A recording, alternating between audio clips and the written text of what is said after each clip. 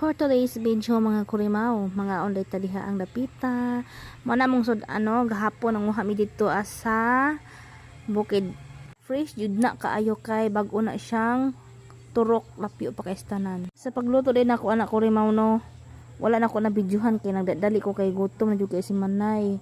So ako rin na siyang gipabukalan og tubig mga 1 minutes. Then adisar na ko siya gigisa. Syempre mga kurimaw, partneran din nato na siya init nga kape kay si buntis bag umang ligo kinahanglan mo inom jud og init nga kape para dili ka buhion kay lahi na jud ni magkaedad ta kay kuan ka nang dali ra ka ita ka buhion. So mo dito no ang ako ang giluto day wala dito siya karni.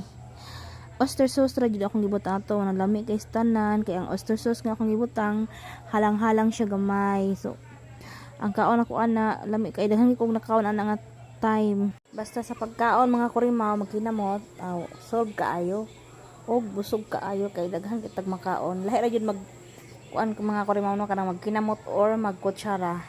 So syempre kung kinahanglan ta magkutsara kung atong sudan sabaw.